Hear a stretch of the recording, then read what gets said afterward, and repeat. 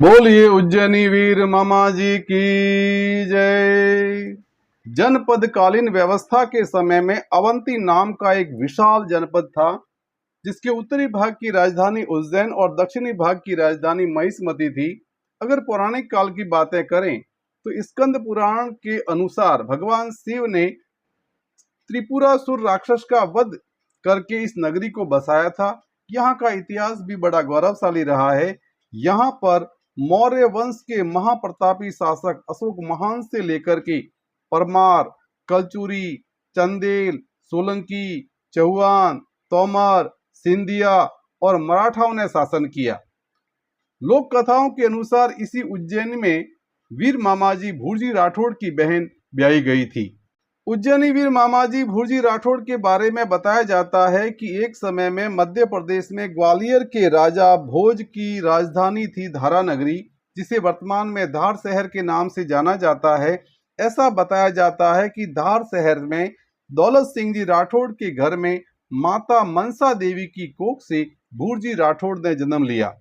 देवयुग की बात कहें कि जन्म के साथ ही भूरजी ने अपनी भुआ जी को पर्चा दिया, लेकिन समय के साथ में सारी बात आई गई हो गई। भूरजी बचपन से ही माँ नागणेची के अनन्य भक्त थे। मैया की भी भूरजी पर असीम कृपा थी।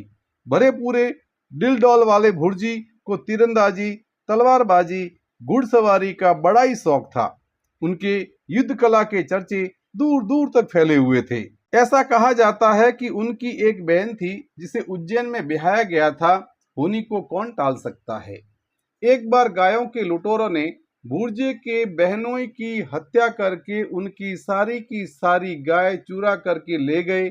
बहन विधवा हो गई। ऐसे समय में भूरजी राठौड़ तीरंदाजी का अभ्यास कर रहे थे और एक बार एक ऐसी घटना घटी कि उनके तीर से एक पनिहारी का घड़ा फूट गया। पनिहारी ने उन पर व्यंग्य कसा। बहनोई को तो मीणों ने मार दिया, गायों को चुरा कर लेके गए और यहाँ पर सुरमा बने हुए फिरते हैं। इतना ही सूरवीर है तो जाकर बहनोई का वैर क्यों नहीं लेता।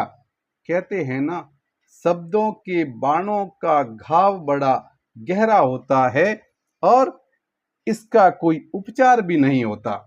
बस क्या था, उन वचनों ने भूरजी के दिल और दिमाग पर ऐसा असर कर दिया कि भूरजी वहां से सीधा घर आए और अपने घोड़े को श्रृंगार लिया। जैसे ही माँ को पता लगा, माँ ने समझाया, सामने रात को लेकर के मत जा बेटा, ऐसा ही है तो प्रातः काल जल्दी चले जाना। माँ की बात को सुनकर के उस क्षण तो वो रुक गए, पर ये सोचते हुए कि कहाँ जाऊं, किस दिशा में जाऊं, ये विचार करते हुए कब उनकी आंख लग गई पता ही नहीं चला। नींद आते ही नींद में भूरजी ने सपना देखा कि उनकी बहन विलाप कर रही है, रो रही है। हे वीरा भूरजी, तेरे सिवा मेरा कौन है, तेरे सिवा मेरा साथ कौन देगा। तुम्हारी बहन तुम्हारा इंतजार कर रही है, वीरा जल्दी आ जाओ। सपने में बिलखती बहन को देख करके भूरजी की आंख खुल गई। वो उठ खड़े हुए और आधी रात को ही कहते हैं कि पूर्णिमा की रात थी, बिजलियां चमक रही थी, बादल गरज रहे थे, पर भूरजी रोके नहीं रुके। कहा भी गया है, सूर न देखे टीपणो, सुकन न देखे सूर, मरना नु मंगल गिणे, मुख चढ़े जद नूर। आधी रात को गायों की खोज में भूरजी निकल पड़े। मां नागणेची की कृपा भूरजी के साथ थी। भूरजी गायों की खोज करते हुए मालवा मेवाड़ होते हुए मारवाड़ की धरा पर पहुंचे। उन्हें संदेशा मिला कि सिरोही जिले के अरठवाड़ा गांव में उनकी गायें हैं। इतना सुनते ही भूरजी के शरीर के अंदर बिजली सी स्फूर्ति दौड़ पड़ी।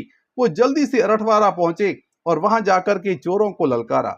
एक अकेले व्यक्ति को देखकर चोरों ने भी इस बात को ज्यादा गंभीरता से नहीं लिया। आपसी कहासुनी हुई और वो कहासुनी लड़ाई के अंदर परिवर्तित हो गई।